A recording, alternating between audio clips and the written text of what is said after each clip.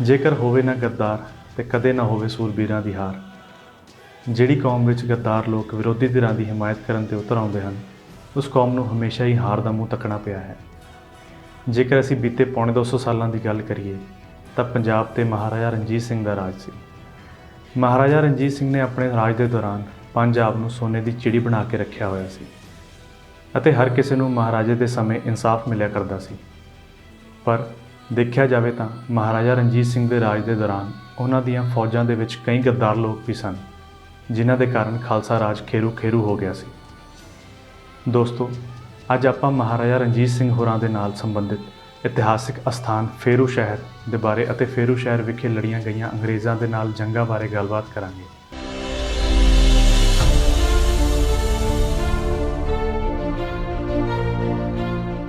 Firozpur Ludhiana road 'ਤੇ ਸਥਿਤ ਫਿਰੋਜ਼ਪੁਰ ਅਤੇ ਕਸਬਾ ਤਲਵੰਡੀ ਭਾਈ ਵਿਚਕਾਰ ਇਤਿਹਾਸਕ ਪਿੰਡ ਫਿਰੋਜ਼ ਸ਼ਾਹ ਜਾਂ ਫੇਰੂ ਸ਼ਹਿਰ ਦੀ ਧਰਤੀ ਆਪਣੀ ਬੁੱਕਲ ਵਿੱਚ ਬਹੁਤ ਡੂੰਘਾ ਦਰਦਮਈ ਇਤਿਹਾਸ ਸੰਭਾਲੀ ਬੈਠੀ ਹੈ। ਇਸ ਧਰਤੀ ਦਾ ਜ਼ਰਾ ਜ਼ਰਾ ਸ਼ਹੀਦਾਂ ਦੇ ਖੂਨ ਨਾਲ ਸਿੰਜਿਆ ਹੋਇਆ ਹੈ। ਫੇਰੂ ਸ਼ਹਿਰ ਦੀ ਇਸ ਧਰਤੀ 'ਤੇ ਅੰਗਰੇਜ਼ਾਂ ਅਤੇ ਸ਼ੇਰੇ ਪੰਜਾਬ ਮਹਾਰਾਜਾ ਰਣਜੀਤ ਸਿੰਘ ਦੀਆਂ ਫੌਜਾਂ ਦੇ ਪਹਿਲੇ ਯੁੱਧ ਸਮੇਂ ਆਪਣੇ ਯੋਧੇ ਪੁੱਤਰਾਂ ਵੱਲੋਂ ਮਾਰੀਆਂ ਤਲਵਾਰਾਂ ਨਾਲ ਦੁਸ਼ਮਣਾਂ ਦੇ ਡਿੱਗਦੇ ਸਿਰ ਵੀ ਦੇਖੇ ਹਨ ਅਤੇ ਸਿੱਖ ਫੌਜਾਂ ਦੇ ਗੱਦਾਰ ਸੈਨਾਪਤੀ ਤੇਜ ਸਿੰਘ ਅਤੇ ਲਾਲ ਸਿੰਘ ਵੱਲੋਂ ਸਿੱਖ ਰਾਜ ਦੀਆਂ ਫੌਜਾਂ, ਜਿਨ੍ਹਾਂ ਵਿੱਚ ਸਿੱਖ, ਮੁਸਲਿਮ, ਹਿੰਦੂ, ਪਠਾਨ ਅਤੇ ਡੋਗਰੇ ਸਨ, ਦੇ ਯੋਧਿਆਂ ਨਾਲ ਧੋਖਾ ਕਰਕੇ ਕਰਵਾਏ ਘਾਣ ਨੂੰ ਵੀ ਅੱਖੀਂ ਦੇਖਿਆ ਹੈ। ਫੇਰੂ ਸ਼ਹਿਰ ਦੀ ਧਰਤੀ 'ਤੇ ਆਪਣੇ ਯੋਧੇ ਪੁੱਤਰਾਂ ਦੁਆਰਾ ਮਣਾ ਮੂੰਹ ਖੂਨ ਡੋਲ ਕੇ ਆਪਣੇ ਰਾਜ, ਸਵੈਮਾਨ ਅਤੇ ਸੱਭਿਆਚਾਰ ਦੀ ਰਾਖੀ ਕਰਦਿਆਂ ਅੰਗਰੇਜ਼ੀ ਫੌਜਾਂ, ਜਿਨ੍ਹਾਂ ਵਿੱਚ ਅੰਗਰੇਜ਼ ਪੂਰਬੀ ਭਾਰਤੀ ਰਿਆਸਤਾਂ ਦੇ ਫੌਜੀ ਸਨ, ਨਾਲ ਲੋਹਾ ਲੈ ਕੇ ਸ਼ਹੀਦੀ ਪ੍ਰਾਪਤ ਕਰਦਿਆਂ ਦੇਖਿਆ ਹੈ। ਅੰਗਰੇਜ਼ਾਂ ਅਤੇ ਸਿੱਖਾਂ ਵਿਚਕਾਰ ਪਹਿਲੀ ਲੜਾਈ ਨੂੰ ਸਤਲੁਜ ਕੈਂਪੇਨ ਦਾ ਨਾਂ ਦਿੱਤਾ ਗਿਆ ਸੀ। ਇਸ ਤਹਿਤ ਪਹਿਲੀ ਲੜਾਈ ਫਿਰੋਜ਼ਪੁਰ ਜ਼ਿਲ੍ਹੇ ਦੇ ਕਸਬੇ ਮੁਦਕੀ ਦੇ ਸਥਾਨ 'ਤੇ 18 ਦਸੰਬਰ 1845 ਨੂੰ ਹੋਈ ਸੀ। ਜਦ ਅੰਗਰੇਜ਼ਾਂ ਨੂੰ ਸਿੱਖਾਂ ਦੀ ਯੁੱਧ ਨੀਤੀ ਅਤੇ ਲੜਨ ਸ਼ਕਤੀ ਦਾ ਪਤਾ ਲੱਗਾ ਤਾਂ ਅੰਗਰੇਜ਼ ਅਫਸਰ ਭੈਭੀਤ ਹੋ ਗਏ ਕਿ ਜੇਕਰ ਸਿੱਖ ਯੋਧੇ ਇਸੇ ਤਰ੍ਹਾਂ ਅੱਗੇ ਜਾ ਕੇ ਲੜਦੇ ਰਹੇ ਤਾਂ ਇੱਕ ਵੀ ਅੰਗਰੇਜ਼ ਬਚ ਨਹੀਂ ਸਕੇਗਾ। ਦੱਸਿਆ ਜਾਂਦਾ ਹੈ ਕਿ ਮੁਦਕੀ ਵਿੱਚ ਸਿੱਖਾਂ ਦੀ 17 ਤੋਪਾਂ ਵੀ ਅੰਗਰੇਜ਼ਾਂ ਦੇ ਵੱਲੋਂ ਧੋਖੇ ਨਾਲ ਖੋਹੀਆਂ ਗਈਆਂ ਸਨ। ਸਿੱਖ ਫੌਜਾਂ ਦਾ ਇੱਕ ਬਹੁਤ ਵੱਡਾ ਕੈਂਪ ਫਿਰੋਜ਼ ਸ਼ਾਹ ਵਿਖੇ ਪਿੰਡ ਇੱਟਾਂ ਵਾਲੀ ਵਿਖੇ, ਜਿੱਥੇ ਕਿ ਅੱਜ ਕੱਲ੍ਹ ਸੈਕੰਡਰੀ ਸਕੂਲ ਹੈ, ਉੱਥੇ ਸੀ ਅਤੇ ਸਾਰਾ ਗੋਲਾ ਬਾਰੂਦ ਅਤੇ ਵੱਡੀਆਂ ਤੋਪਾਂ ਵੀ ਉੱਥੇ ਹੀ ਫਿੱਟ ਸਨ। ਇੱਟਾਂ ਵਾਲੀ ਵਿਖੇ ਪਾਣੀ ਦੀ ਇੱਕ ਬਹੁਤ ਵੱਡੀ ਢਾਬ ਸੀ, ਜਿਸ ਉੱਪਰ ਲਾਲ ਸਿੰਘ ਦੇ ਅਧੀਨ 20,000 ਸਿੱਖ ਫੌਜਾਂ ਕਬਜ਼ਾ ਜਮਾਈ ਬੈਠੀ ਸੀ। ਤੇਜ ਸਿੰਘ ਸੈਨਾਪਤੀ ਦੇ ਅਧੀਨ 30,000 ਫੌਜਾਂ ਦਾ ਮੇਨ ਕੈਂਪ ਅਸਲਾ ਬਾਰੂਦ ਅਤੇ ਤੋਪਾਂ ਫਿਰੋਜ਼ਪੁਰ ਦੇ ਨਜ਼ਦੀਕ ਪਿੰਡ ਬੱਗਾ ਕੇ ਪਿੱਪਲ ਵਿਖੇ ਸੀ, ਜੋ ਲਿਟਲਰ ਦੀ 7,000 ਫੌਜ ਦੀ ਨਿਗਾਹ ਰੱਖ ਰਿਹਾ ਸੀ। 18 ਦਸੰਬਰ 1845 ਨੂੰ ਮੁਦਕੀ ਦੀ ਲੜਾਈ ਤੋਂ ਬਾਅਦ ਸਿੱਖ ਫੌਜਾਂ ਆਪਣੇ ਮੇਨ ਕੈਂਪ ਫਿਰੋਜ਼ ਸ਼ਾਹ ਵਿਖੇ ਆ ਗਈਆਂ। ਸੈਨਾਪਤੀ ਤੇਜ ਸਿੰਘ ਦੀ ਫੌਜ ਦਾ ਮੇਨ ਕੈਂਪ ਤਾਂ ਭਾਵੇਂ ਪਿੰਡ ਬੱਗੇ ਕੇ ਪਿੱਪਲ ਸੀ, ਪਰ ਉਸ ਦੀ ਐਡਵਾਂਸ ਫੌਜ ਫਿਰੋਜ਼ ਸ਼ਾਹ ਵਿਖੇ ਪਹੁੰਚ ਗਈ ਸੀ। ਮੁਦਕੀ ਦੀ ਲੜਾਈ ਤੋਂ ਬਾਅਦ ਅੰਗਰੇਜ਼ ਅਫਸਰਾਂ ਦੇ ਹੌਸਲੇ ਪਸਤ ਹੋਏ ਪਏ ਸਨ। ਸਿੱਖ ਕੌਮ ਬਹਾਦਰ ਕੌਮ ਸੀ ਅਤੇ commander in chief Lord Henry Hardinge ਸਿੱਖਾਂ ਵੱਲੋਂ ਬਹਾਦਰੀ ਨਾਲ ਕੀਤੇ ਹਮਲੇ ਤੋਂ ਬਹੁਤ ਪ੍ਰਭਾਵਿਤ ਹੋਇਆ। ਉਹ ਉਨਾ ਚਿਰ ਹੋਰ ਮੁਸੀਬਤ ਨਹੀਂ ਸਹਿਣੀ ਚਾਹੁੰਦਾ ਸੀ, ਜਿੰਨਾ ਚਿਰ ਵੱਡੀ ਗਿਣਤੀ ਵਿੱਚ ਫੌਜ ਫਿਰੋਜ਼ ਸ਼ਾਹ ਦੇ ਨੇੜੇ ਇਕੱਠੀ ਨਹੀਂ ਹੋ ਜਾਂਦੀ। ਹੁਣ ਇੱਕ ਪਾਸੇ ਤਾਂ commander in chief Lord Henry Hardinge ਸਿੱਖਾਂ ਦੀ ਬਹਾਦਰੀ ਦੇਖ ਕੇ ਹਿੱਲਿਆ ਪਿਆ ਸੀ ਅਤੇ ਉੱਧਰ ਦੂਜੇ ਪਾਸੇ ਲਾਰਡ ਹਿਊ ਗਫ, ਜੋ ਕਿ ਯੁੱਧ ਦੀ ਕਮਾਂਡ ਸੰਭਾਲ ਰਿਹਾ ਸੀ, ਜਲਦੀ ਹੀ ਹਮਲਾ ਕਰਨਾ ਚਾਹੁੰਦਾ ਸੀ। ਪਰ ਉਸਨੇ ਲਾਰਡ ਹਾਰਡਿੰਗ ਦੀ ਗੱਲ ਮੰਨ ਕੇ ਇਹ ਹਮਲਾ ਰੋਕ ਦਿੱਤਾ। ਲਾਰਡ ਹਾਰਡਿੰਗ ਦਾ ਇਹ ਵਿਚਾਰ ਸੀ ਕਿ ਸਿੱਖ ਯੋਧੇ ਬੜੇ ਲੜਾਕੇ ਹਨ, ਇਹਨਾਂ ਨਾਲ ਹੋਰ ਲੜਾਈ ਕਰਨ ਤੋਂ ਪਹਿਲਾਂ ਅੰਗਰੇਜ਼ ਫੌਜ ਨੂੰ ਸਾਹ ਲੈਣ ਦਿੱਤਾ ਜਾਵੇ ਅਤੇ ਫੱਟੜਾਂ ਨੂੰ ਸੰਭਾਲਿਆ ਜਾਵੇ। ਉੱਧਰ ਸਿੱਖ ਫੌਜ ਵੀ ਪੂਰੇ ਗੁੱਸੇ ਵਿੱਚ ਇੱਕ ਆਰ-ਪਾਰ ਦੀ ਲੜਾਈ ਲੜਨਾ ਚਾਹੁੰਦੀ ਸੀ। ਅੰਗਰੇਜ਼ ਫੌਜ ਸਿੱਧੀ ਜੰਗ ਲੜਨ ਤੋਂ ਡਰਦੀ ਸੀ। ਅੰਗਰੇਜ਼ ਕਮਾਂਡਰਾਂ ਨੇ ਜਿੰਨਾ ਚਿਰ ਸਿੱਖ ਸੈਨਾਪਤੀ ਤੇਜ ਸਿੰਘ ਅਤੇ ਲਾਲ ਸਿੰਘ ਨਾਲ ਹੱਥ ਨਹੀਂ ਮਿਲਾ ਲਿਆ, ਉਨਾ ਚਿਰ ਉਹਨਾਂ ਨੇ ਸਿੱਖ ਸੈਨਾ ਦੇ ਸਾਹਮਣੇ ਹੋਣ ਦਾ ਹੌਸਲਾ ਨਹੀਂ ਪਾਇਆ। ਜੇਕਰ ਅੰਗਰੇਜ਼ ਫੌਜਾਂ ਇਹਨਾਂ ਜੰਗਾਂ ਵਿੱਚ ਹਾਰ ਜਾਂਦੀਆਂ ਤਾਂ ਹਿੰਦੁਸਤਾਨ ਦਾ ਨਕਸ਼ਾ ਕੁਝ ਹੋਰ ਹੀ ਹੋਣਾ ਸੀ। ਅੰਗਰੇਜ਼ਾਂ ਨੂੰ ਦੇਸ਼ ਛੱਡ ਕੇ ਭੱਜਣਾ ਵੀ ਪੈ ਸਕਦਾ ਸੀ, ਕਿਉਂਕਿ ਫਿਰ ਹੋਰ ਵੀ ਦੱਖਣੀ ਭਾਰਤੀ ਰਿਆਸਤਾਂ ਉਹਨਾਂ ਦੇ ਬਰਖਿਲਾਫ ਖੜੀਆਂ ਹੋ ਜਾਂਦੀਆਂ। 21 ਦਸੰਬਰ 1845 ਨੂੰ ਅੰਗਰੇਜ਼ ਫੌਜਾਂ ਨੇ ਜਰਨੈਲੀ ਸੜਕ ਰਾਹੀਂ ਫਿਰੋਜ਼ ਸ਼ਾਹ ਵੱਲ ਕੂਚ ਕੀਤਾ। ਲਾਰਡ ਹਿਊ ਗਫ ਨੇ ਲਿਟਲਰ ਦੀ ਫੌਜ ਨੂੰ ਨਾਲ ਰਲਾਉਣ ਦੀ ਉਡੀਕ ਕੀਤੀ, ਜੋ ਫਿਰੋਜ਼ਪੁਰ ਤੋਂ ਆਉਣੀ ਸੀ। ਦੋਵੇਂ ਅੰਗਰੇਜ਼ੀ ਫੌਜਾਂ ਫਿਰੋਜ਼ਪੁਰ ਮੋਗਾ ਰੋਡ 'ਤੇ ਸਥਿਤ ਪਿੰਡ ਮਿਸ਼ਰੀ ਵਾਲੇ ਦੇ ਨਜ਼ਦੀਕ ਦੁਪਹਿਰ 1 ਵਜੇ ਦੇ ਕਰੀਬ ਇਕੱਠੀਆਂ ਹੋਣੀਆਂ ਸ਼ੁਰੂ ਹੋ ਗਈਆਂ। ਸ਼ਾਮ ਦੇ ਕਰੀਬ 4 ਵਜੇ ਸਨ ਤੇ ਜੰਗੀ ਤਰਾਨੇ ਵੱਜ ਗਏ। ਤੋੜੇਦਾਰ ਬੰਦੂਕਾਂ ਨੇ ਹਰਕਤ ਕੀਤੀ।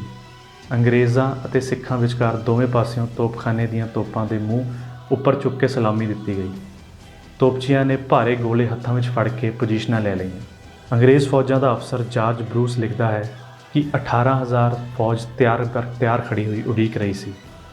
ਢਲਦਾ ਸੂਰਜ ਮੈਦਾਨ ਦੇ ਲੰਬੇ ਪਰਛਾਵੇਂ ਸੁੱਟ ਰਿਹਾ ਸੀ। ਲਹੂ ਲਿਬੜੇ ਰੈਜੀਮੈਂਟਾਂ ਦੇ ਝੰਡੇ ਅਤੇ ਡਰੈਗਨ ਰੈਜੀਮੈਂਟਾਂ ਦੇ ਸਿਪਾਹੀਆਂ ਦੀਆਂ ਕਲਗੀਆਂ ਬੇਆਵਾਜ਼ ਹਵਾ ਵਿੱਚ ਝੁਕੀਆਂ ਪਈਆਂ ਸਨ। ਇਹ ਜੰਮ ਕੇ ਲੜੀ ਜਾਣ ਵਾਲੀ ਲੜਾਈ ਸੀ। ਜਾਰਜ ਬਰੂਸ ਨੇ ਇਹ ਵੀ ਲਿਖਿਆ ਕਿ ਉਹਨਾਂ ਦੇ ਫੌਜੀ ਜਵਾਨ ਅਰਦਾਸਾਂ ਕਰ ਰਹੇ ਸਨ ਕਿ ਉਹ ਇੱਥੋਂ ਜਿਉਂਦੇ ਬਚ ਕੇ ਨਿਕਲ ਸਕਣ।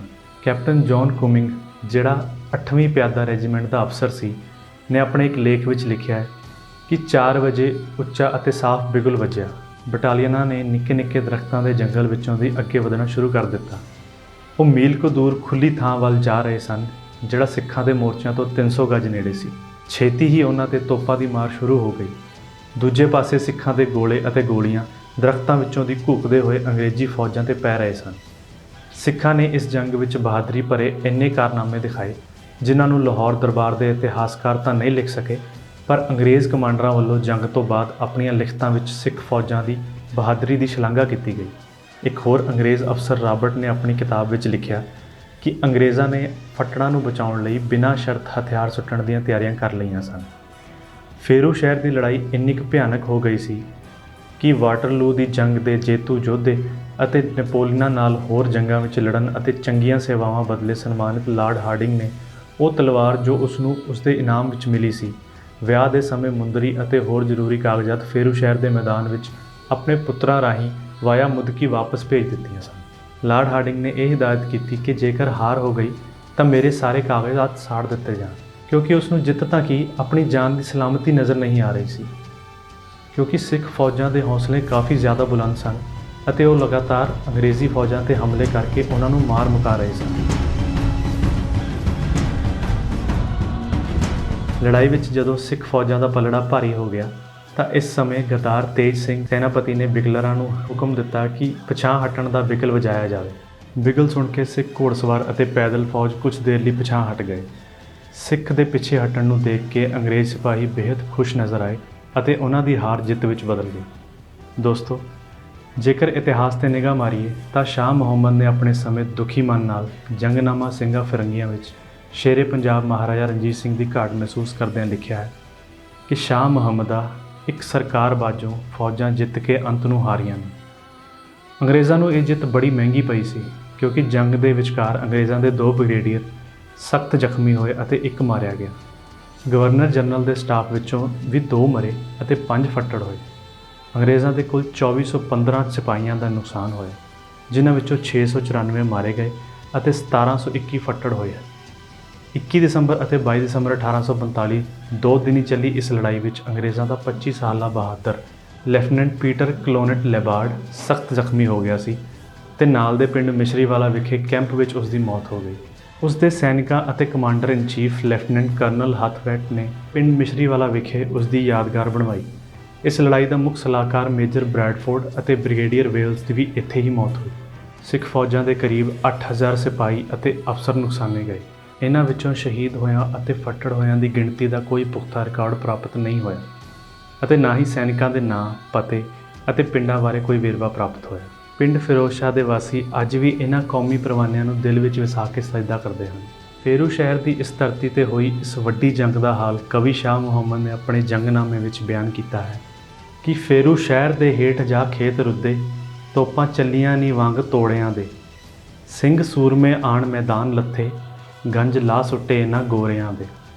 ਉਧਰ ਆਪ ਫਿਰੰਗੀ ਨੂੰ ਭਾਜ ਆਈ, ਦੌੜੇ ਜਾਣ ਗੋਰੇ ਦਿੱਤੀ ਕੰਡ ਮੀਆਂ, ਸ਼ਾਹ ਮੁਹੰਮਦਾ ਦੇਖ ਮੈਦਾਨ ਜਾ ਕੇ, ਰੁਲਦੀ ਗੋਰਿਆਂ ਦੀ ਪਈ ਝੰਡ ਦੀ।